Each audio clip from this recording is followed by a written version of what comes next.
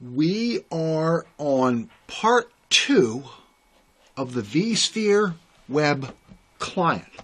And in this section, we will add a virtual hard disk to the virtual machine that we created in the previous section. If we go to the vSphere web client, under the navigation pane, under virtual machines, I see here is a virtual machine that we created in the previous section. If I select that virtual machine, we can see that it has one CPU. In this example, this one has one CPU, 4 gig of RAM, and a 40 gig hard drive. So we want to add an additional hard drive. So we select the tab that says Manage, and under VM Hardware, we click on Edit, and then under hard disk number, well, we see there's one existing hard disk. On the bottom, it says New Device. So under New Device, I select New Hard Disk and click on that. And then I click on Add, and it adds that new hard disk. And if I expand that, remember, we always like to thin provision it, because that way it doesn't take up space on the disk array. And then I click on Add, and now you can see that a second virtual hard disk has been added to this virtual machine. So now let's take a look at it. If we go over to the virtual machine and we select Launch Console, and we go in under Server Manager, under Storage, under Disk Management, we can see there is the new virtual hard disk that has been added to the virtual machine. And of course, the next logical thing that you would do would be to right-click on it and select New Volume. That creates a new virtual hard disk. Now let's look at virtual machine options, particularly forcing the virtual machine to boot to BIOS setup. To do that, we select our virtual machine, and under Virtual Machine, we select the tab that says Manage, and we were just here a minute ago, but we select VM Options. And then under VM Options, we select Edit. Under the VM Options button, we select Boot Options and expand that. And where it says Force BIOS Setup, we click on the checkbox that says, the next time the virtual machine boots, force entry into the BIOS setup. In fact, while we are here, let's go to VMware Tools, and under Time, let's select the checkbox that says Synchronize Guest Time with Host, and I will click on OK. So now, the next time that virtual machine boots, it will cause the virtual machine to boot to the BIOS setup. Creating clones and templates, very similar.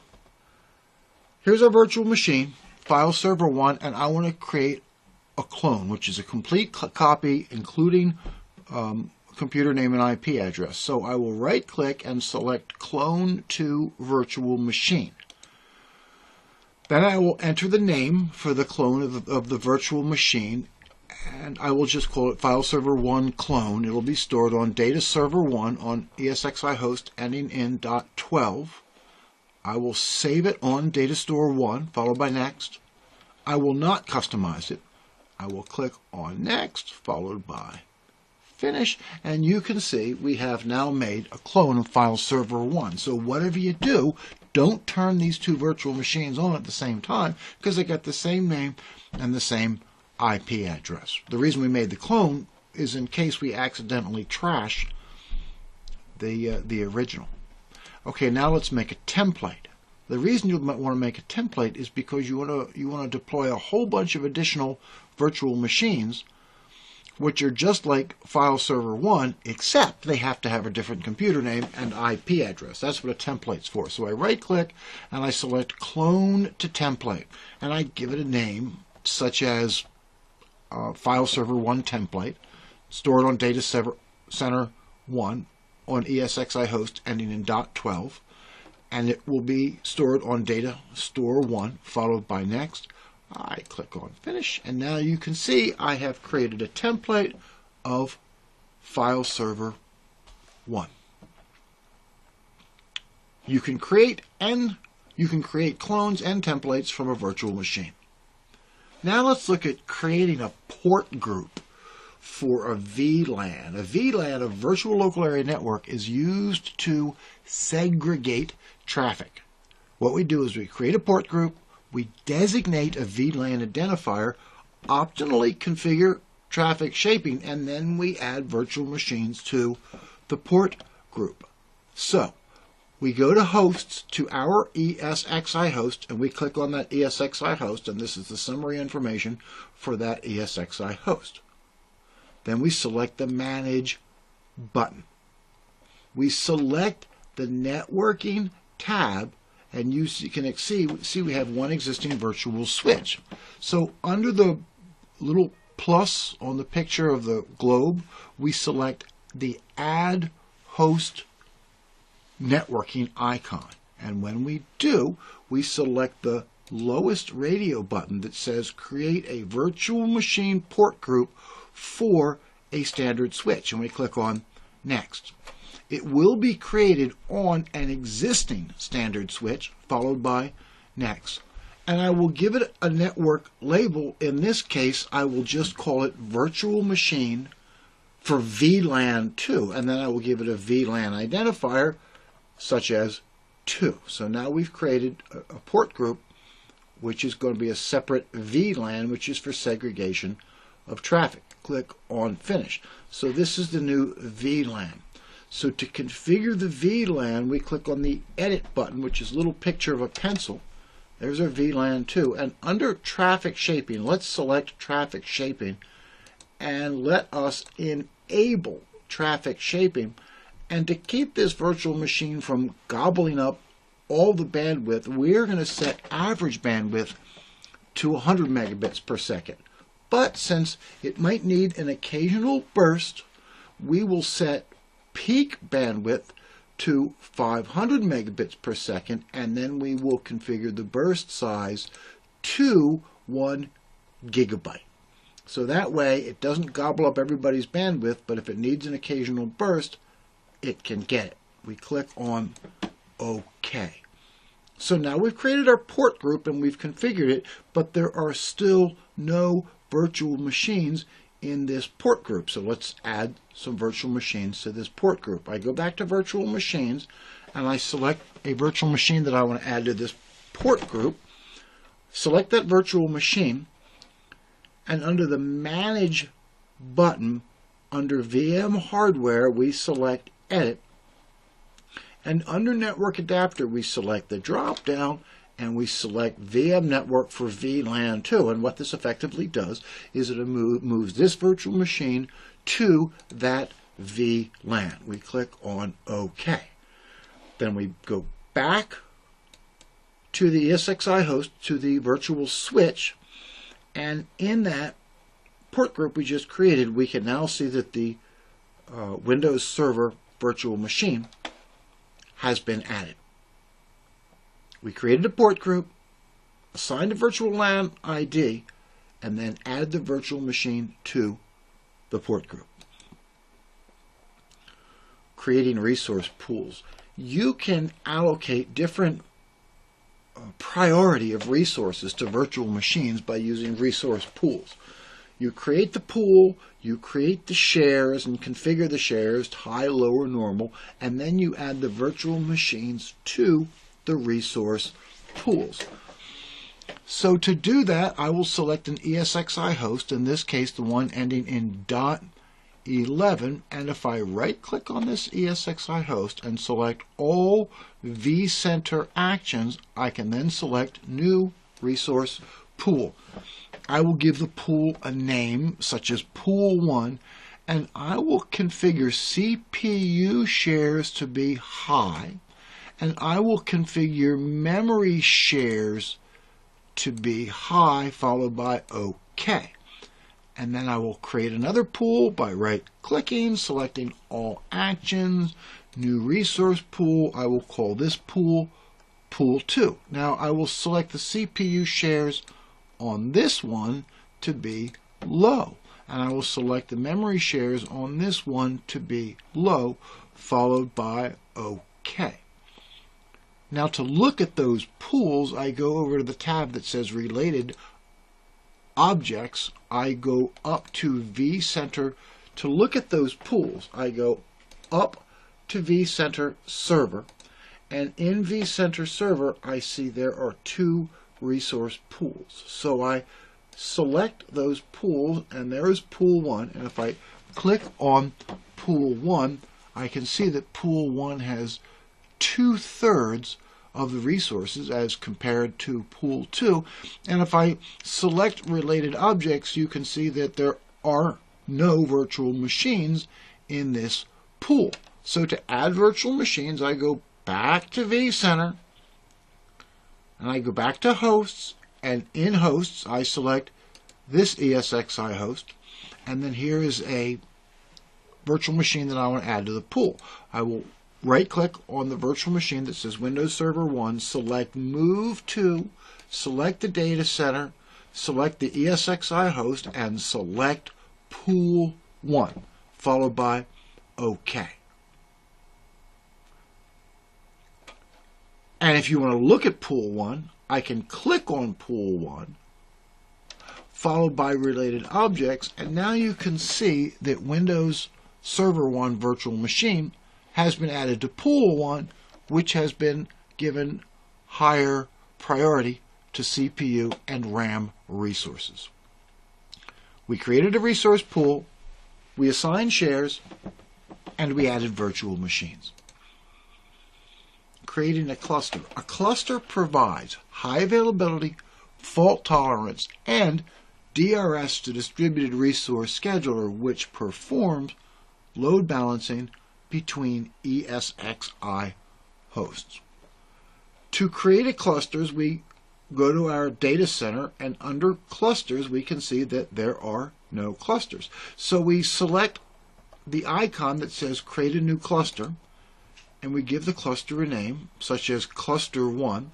We click on the checkbox for DRS, Distributed Resource Scheduler, which provides load balancing, and we click on the checkbox for vSphere High Availability, and then that expands vSphere High Availability, and under that we select the checkbox that says Enable Host Monitoring, followed by OK. So there's the cluster. Now if I click on that cluster, I can see that there are no hosts in that cluster. So I select the icon that says Add Host, and then I type in the IP address of the host that I want to add. I type in the username, which is usually root, and the password to that ESXi host, followed by next. I accept the security alert, followed by next. At this moment, I will not assign a license. I will leave it in evaluation mode, followed by next. I will not enable lockdown mode, followed by next. I will select the radio button that says put all of this host's virtual machines in the cluster's resource pool. Click on next, click on finish, and now you can see I have added an ESXi host to this cluster. A cluster provides high availability, fault tolerance, and DRS, Distributed Resource Scheduler, which provides load balancing. The host and cluster view is very similar to the traditional vSphere web client. Instead of using the column on the left, the navigation column, under Home, let's select Host and Cluster. And if I select Host and Clusters, and I expand my vCenter server, and I expand Data Center 1, in Data Center 1 there is a cluster, and there are several ESXi hosts. And then in the ESXi host, you will see there are multiple virtual machines. And if I want to edit a virtual machine, I can right-click and select Edit Settings. So you can see that when you go into the hosts and cluster view, it's very much like the traditional vSphere client. Host and clusters view is very similar to the traditional vSphere client. monitoring performance. So we're going to see how we can measure processor utilization, memory utilization, hard disk utilization, and networking traffic. And we will see that we can measure this for a single individual virtual machine, or we can measure it for the entire ESXi host. So first, let's look at how hard a particular virtual machine is working, and then we will look at how hard the entire ESXi host is working. And what we're going to see is that the virtual machine is working really hard and the ESXi host is not. So if I go to our virtual machines and I expand virtual machines, here's a virtual machine called File Server 1, and notice there is a little red alert associated with File Server 1. And if I select the summary properties for File Server 1, it says some sort of an error message with CPU utilization. So I go to the Monitor tab, and this shows the graphs for processor and RAM utilization. And just to get my navigation pane out of the way to slide it to the left, I click on this little push pin and I select Unpin. And when I do that, it slides the navigation pane to the left so I can see my graphs a little bit better.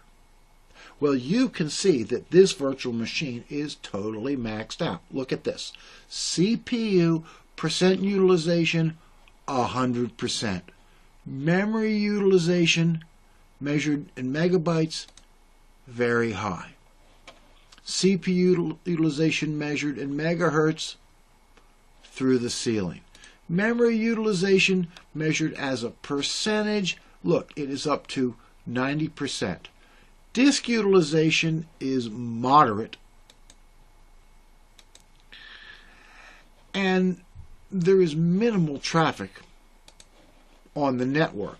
The real key on this one here is you can see that CPU utilization and memory utilization is really high for this one particular virtual machine. Now, if we scroll down to the bottom, we can see that we can also monitor utilization for the entire ESXi host. So let's select that.